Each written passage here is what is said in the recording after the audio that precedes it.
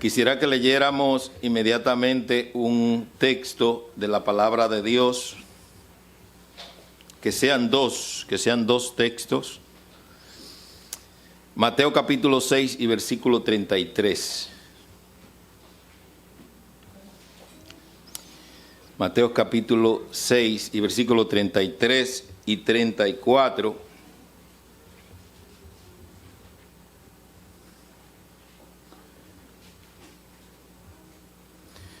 Dice así la palabra de Dios: mas buscad primeramente el reino de Dios y su justicia, y todas estas cosas os serán añadidas. El 34, así que no os afanéis por el día de mañana, porque el día de mañana traerá su propio afán. Basta a cada día su propio mal. Que el Señor bendiga su santa y bendita palabra. Oremos. Señor, ponemos delante de ti, Señor, que tú nos uses para tu gloria, Padre, para llevar tu palabra, que tú prepares nuestras mentes, nuestros corazones, Señor, de acuerdo a tu propósito, que podamos entender, Señor, claramente y ser obediente a tu voz en esta mañana. En el nombre de Jesús te lo pedimos y te damos gracias. Amén. Estos versículos están en lo que conocemos como el Sermón de la Montaña o el Sermón del Monte, que comienza en el libro de Mateo capítulo 5 hasta el capítulo 7, donde el Señor enseña de diferentes temas a sus discípulos. Y en esta mañana estos versículos pertenecen a ese sermón de la montaña. En los versos anteriores Jesús le estaba enseñando a sus discípulos acerca de la vida del reino. En esta parte del sermón les hablaba sobre el afán y la ansiedad. Él no quería que se afanaran y estuvieran ansiosos, sino que se sometieran al rey y su gobierno, y las demás cosas solos confíen, serán solo añadiduras. Esto es lo mismo que Dios nos dice en esta mañana: no te afanéis por el día de mañana, solamente confía en Dios. Él tiene cuidado de nuestro futuro. Amén. Él tiene cuidado de nuestro futuro. Él dice allí: buscad primeramente el reino de Dios y su justicia, y las demás cosas os serán añadidas.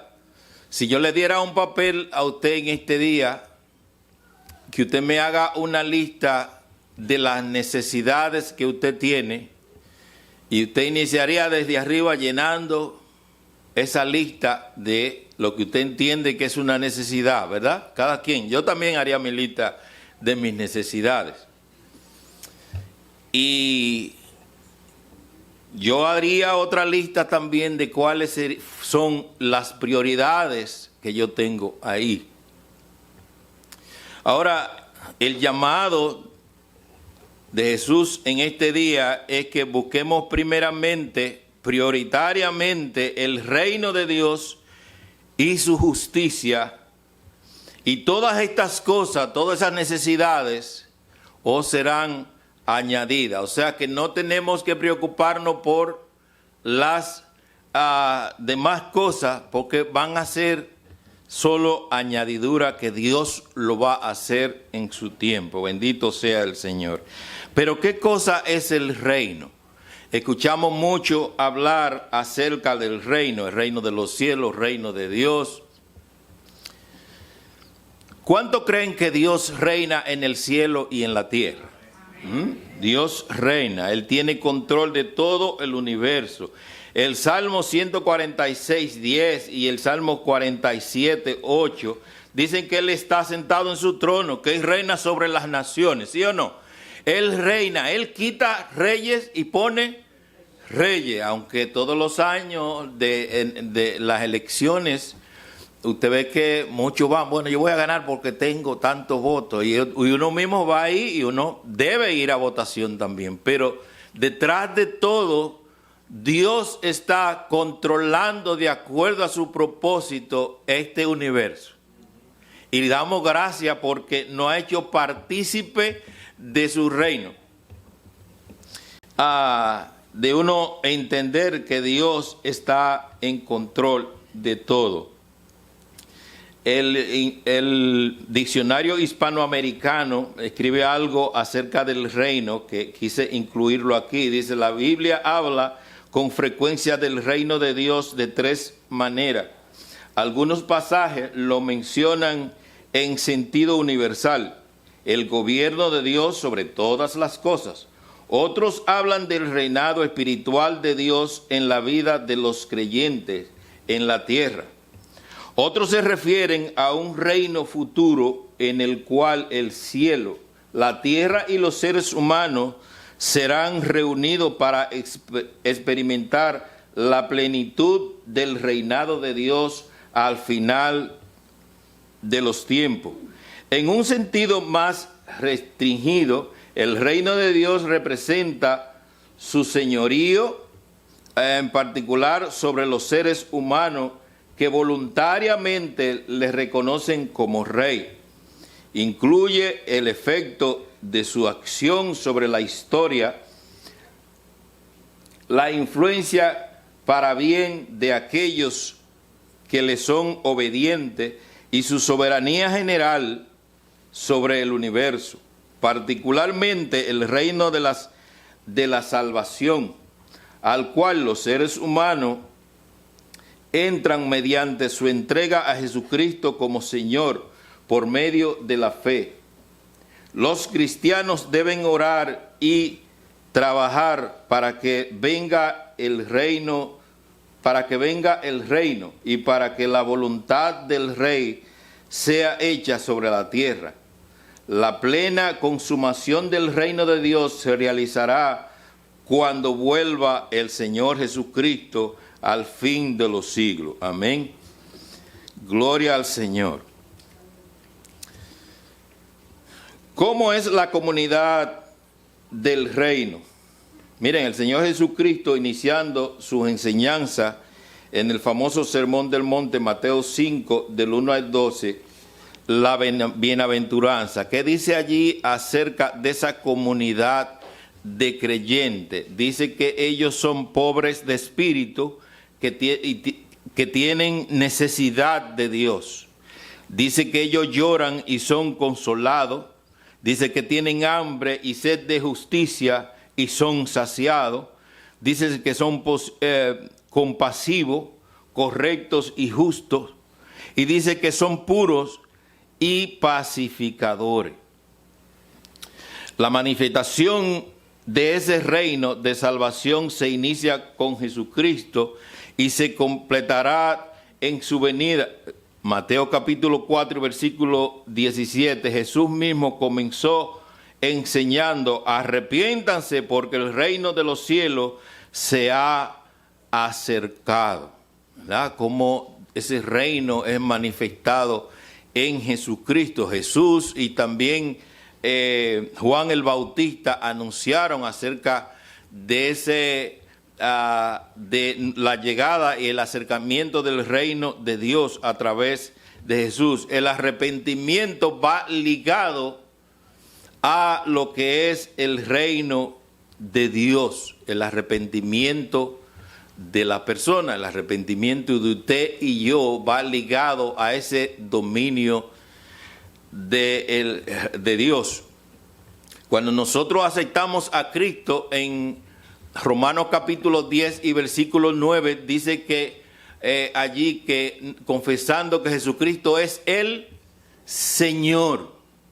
Yo confesé, yo creí que Él es el Señor, que Él es Señor de mi vida, no solamente que es mi Salvador, sino que yo estoy dispuesto a someterme a su voluntad, que mi vida debe y que su reino debe manifestarse a través de mi actuar diario, de que Él tiene dominio de mí y que yo estoy sometido a ese dominio. Por eso cuando los primeros creyentes, ¿verdad?, que aceptaron a Cristo, que en arrepentimiento vinieron a Él, hubo un cambio en la manera de pensar de aquella persona. Por eso fue el impacto en los primeros cristianos, ¿verdad? Porque ellos entendieron que debía haber un cambio ahora en su vida. La manera de cómo ellos pensaban ahora era diferente. Y entonces esto no se veía en su palabra, se escuchaba en su palabra, sino en el modo de ellos conducirse diariamente. Uno podía ver, la persona podían ver que el reino de Dios y que Dios estaba por encima de esa persona. Qué lindo, ¿eh?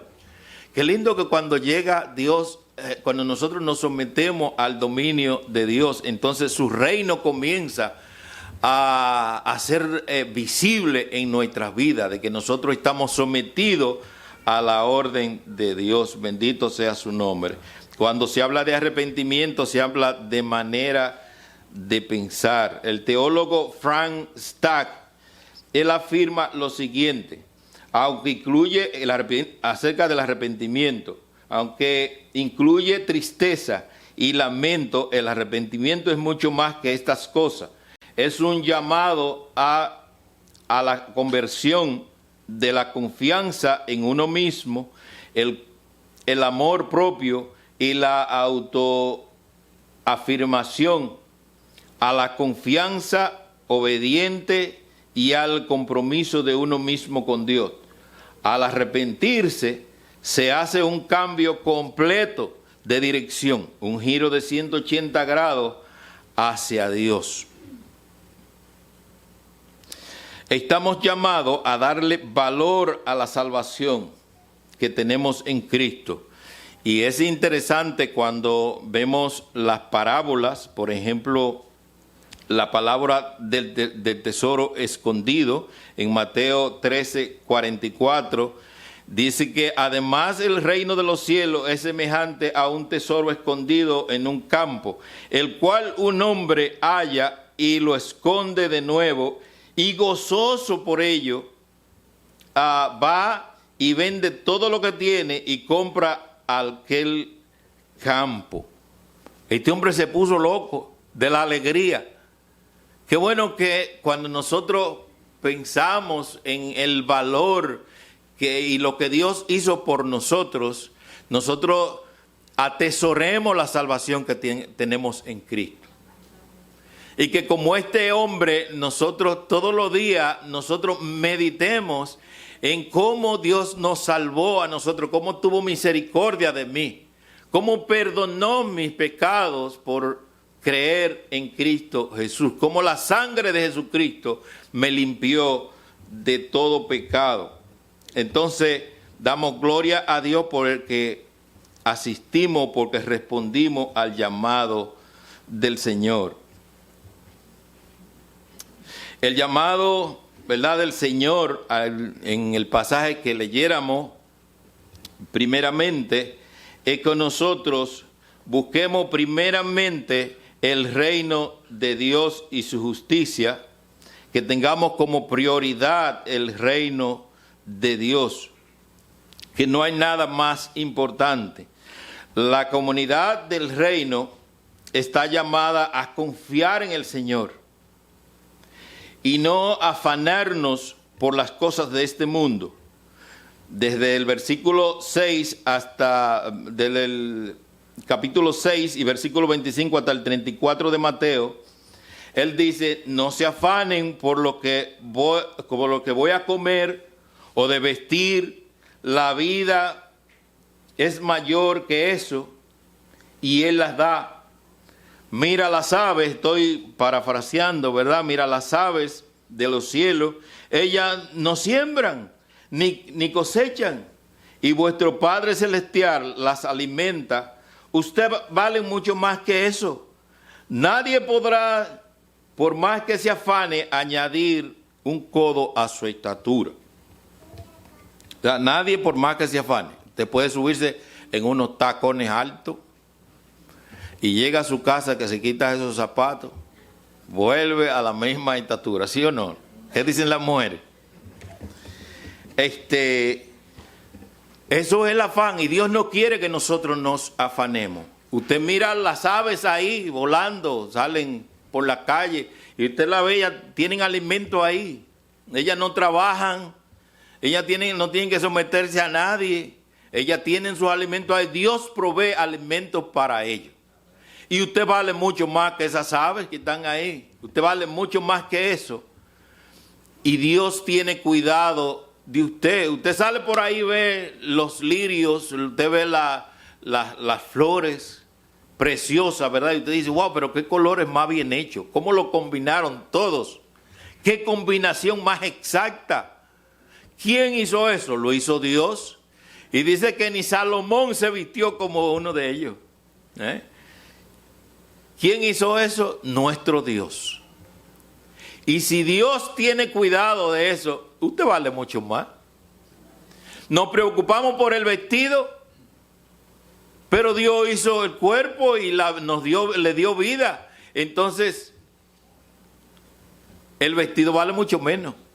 Si Él proveyó para nosotros lo que nosotros necesitamos para que el cuerpo pueda caminar, no va a proveer algo tan sencillo como el vestido. Y Él va a proveer. Entonces, ¿cuál es el llamado? Que nosotros nos preocupemos porque el reino de Dios y su justicia sea manifestado a través de mi vida. Eso es lo que pedimos en la oración, en el Padre Nuestro, que dice, que vénganos tu reino, ¿verdad? Hágase tu voluntad en la tierra como se hace en el cielo. Eso es lo que dice la palabra de Dios. Eso es lo que yo pido. Que el dominio de Dios se manifieste en mi andar diario. Qué bueno sería que las personas puedan ver mi cambio en mi vida por lo que Dios ha hecho. No simplemente por lo que diga, sino por mi andar diario, que Dios ha hecho ese cambio.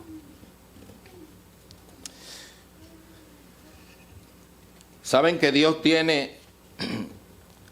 sabe de qué cosa usted tiene necesidad. Dios sabe de qué cosa usted y yo tenemos necesidad antes que se la pidamos. Hay que ir a Él a orar y Él dice, vayamos a Él en confianza por nuestras necesidades, pero Dios tiene control de cada una de ellas. Y debemos ir sabiendo de que Dios va a suplir. Filipenses capítulo 4 y versículo 19 dice, y mi Dios pues suplirá, ¿cuánta cosa? Todo lo que hace falta, todo lo que os falta. No va a suplir aquello que usted quiere para lujo, para... No. Él sabe cuál es su verdadera necesidad, a veces más que yo. O sea, Él sabe más de lo que realmente yo necesito, de lo que yo mismo sé de mí. ¿Entienden? Él me conoce más a mí que lo que yo me conozco a mí mismo. Entonces podemos estar confiados en Dios y conocer, ¿verdad? Seguir su palabra. Y a veces hay preocupaciones en mí, me voy quizá a casar, no tengo dinero, va a nacer mi hijo, no tengo dinero, me hace falta cosas, me tengo que mudar de casa, no tengo la casa y me están presionando a que me mude de ahí, tengo la necesidad de un carro. Pero ¿saben qué? Mi Dios pues suplirá todo lo que os falte conforme a su riqueza en gloria. Algo porque Él no quiere que nosotros nos afanemos. ¿Usted sabe por qué? Porque también eso es lo que hacen los gentiles. Dice que estas cosas también piden y se quejan los gentiles. Y cuando habla ahí de los gentiles, de los no creyentes, los que no creían. Y entonces, como yo, igual que uno que no tiene a Dios en su corazón, que no está bajo ese reino de cuidado de Dios, va a estar quejándose a veces menos que yo, cuando yo sé que Dios va a suplir en mis necesidades. Entonces podemos estar confiados en nuestro Dios, Él va a suplir. Solo nosotros debemos de concentrarnos en que la energía que yo estoy consumiendo diario vaya primero, pase a través de que yo la estoy haciendo para el reino de Dios. ¿Cómo buscamos el reino de Dios? ¿Cómo buscamos el reino de Dios? En primer lugar, nosotros tenemos que buscar amar a Dios. Es la palabra de Dios, buscar a Dios, amar a Dios sobre todas las cosas. Nosotros debemos procurar todos los días amar más a Dios. ¿Cómo pudiera ocurrir eso en un mundo como el que vivimos? Mire, vaya conmigo para que tengamos una idea. Primera de Juan capítulo 2 y versículo 15 al 17. Dice allí algo lo contrario, ¿verdad? Dice, no améis al mundo ni las cosas que están en el mundo. Si alguno ama al mundo, el amor del Padre no está en él. ¿Por qué? Porque todo lo que hay en el mundo, los deseos de la carne, los deseos de los ojos y la vanagloria de la vida no proviene del Padre, sino del mundo. Y el mundo pasa y sus deseos, pero el que hace la voluntad de Dios permanece para siempre. ¿Sabe? Que cuando nosotros vemos esto acá, digo, bueno, no améis al mundo. Y no estamos diciendo de amar el mundo de las aves, del universo. No, eso es precioso. No, la vanagloria de la vida. Algo por lo que yo lucho y me mantiene aferrado a este mundo. Si alguno ama al mundo, el amor del Padre, ¿qué pasa? No está en él. O sea, no estamos amando a Dios. Inmediatamente nosotros comenzamos a amar a Dios, comenzamos a soltar el mundo. ¿Ah? Usted comienza a amar a Dios, a ver sus promesas, a confiar en su promesa, en lo que Dios hace cada día por usted. Y comienza a desaferrarse del mundo. Y esto es el llamado que tenemos aquí. Necesitamos cada vez amar más a Dios. Amar su palabra.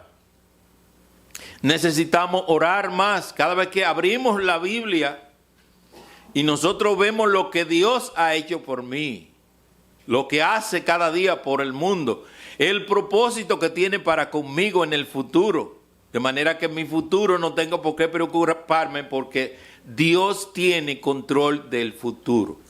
Quizás tú has llegado aquí con una preocupación que tú no aguantas, estás siendo presionado por algo. Déjame decirte que Dios tiene control del futuro.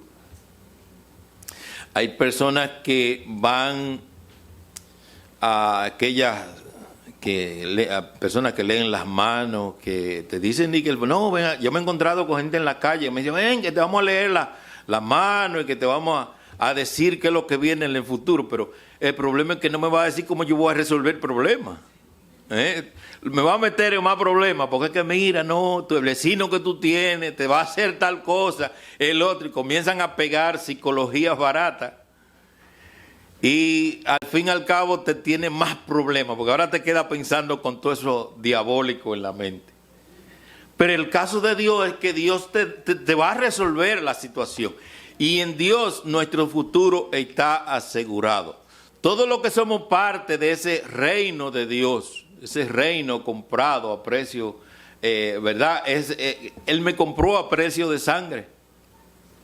Y yo ahora estoy sometido bajo el dominio y el cuidado de Dios. Y usted, que ha creído también en Cristo, pertenece a esa gran familia de salvados que son, que están bajo el dominio de Dios. El apóstol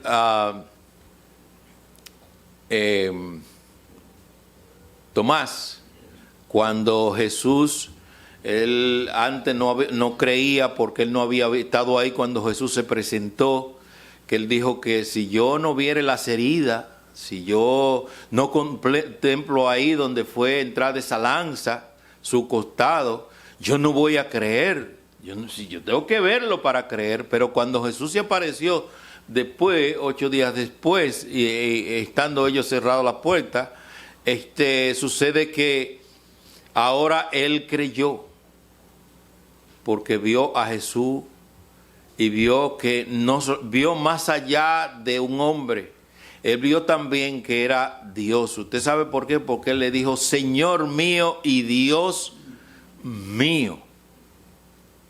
Y este hombre ahora no estaba viendo solamente a Jesús como el hombre que hacía simplemente milagros, sino como quien, Señor, haz de mí lo que tú quieras.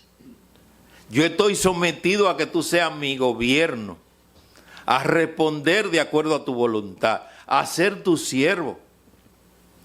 Es la respuesta de aquel endemoniado gadareno que le dice a Jesús, después que él estuvo en su juicio cabal, le dice, yo quiero ir contigo, llévame contigo, yo quiero ser tu siervo.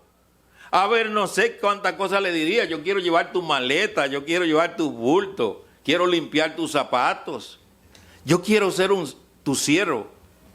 Y es de alguien que respondió de acuerdo a considerar lo que es el señorío de Cristo, el señorío de Dios en nuestras vidas. Entonces, quedamos en que debemos procurar amar a Dios. En segundo lugar, debemos comprometernos más con las cosas de Dios. Hay que comprometerse más con las cosas de Dios.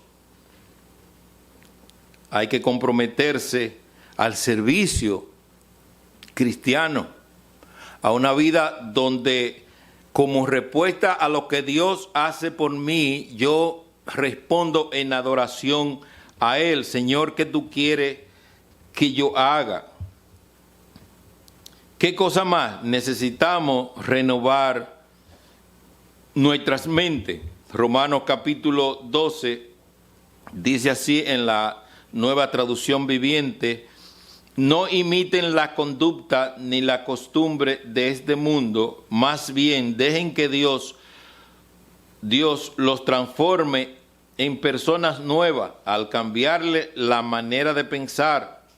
Entonces aprenderán a conocer la voluntad de Dios para ustedes, la cual es buena, agradable y perfecta.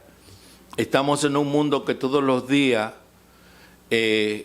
sin quererlo, nos vamos contagiando de las cosas del sistema del mundo, cómo va el sistema del mundo corriendo.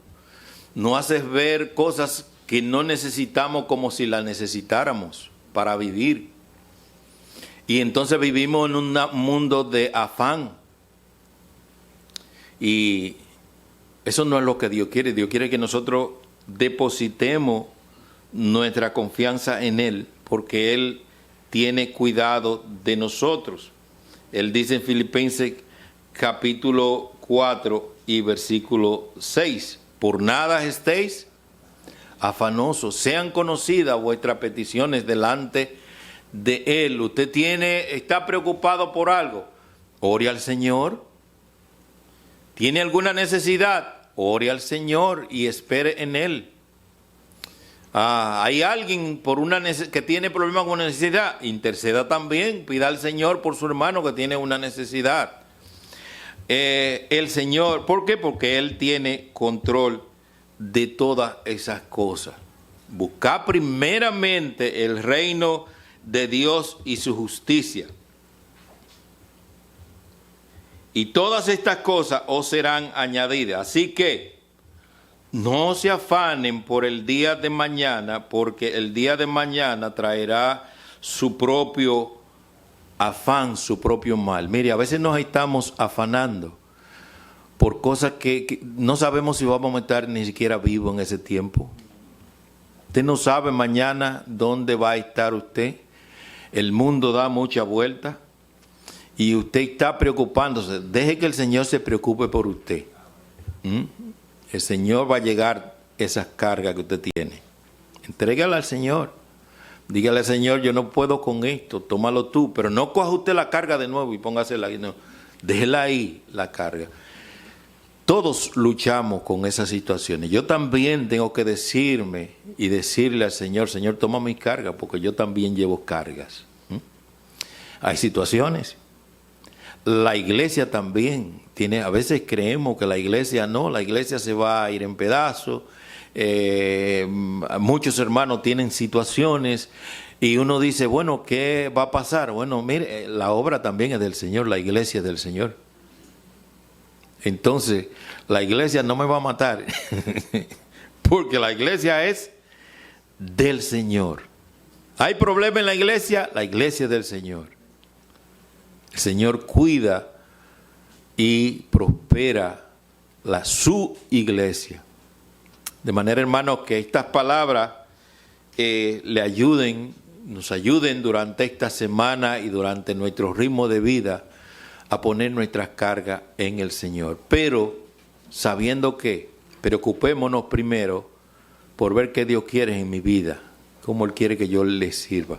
Si hay alguien aquí que no ha aceptado a Cristo como Salvador, este es el tiempo de decirle al Señor, Señor, yo quiero pertenecer a ese reino, a ese dominio tuyo, estar bajo tu cuidado, estar, Señor, en esas promesas que tú tienes para todos tus hijos. Yo quiero estar ahí, yo quiero aferrarme a eso y ser tu siervo de la manera que tú quieres.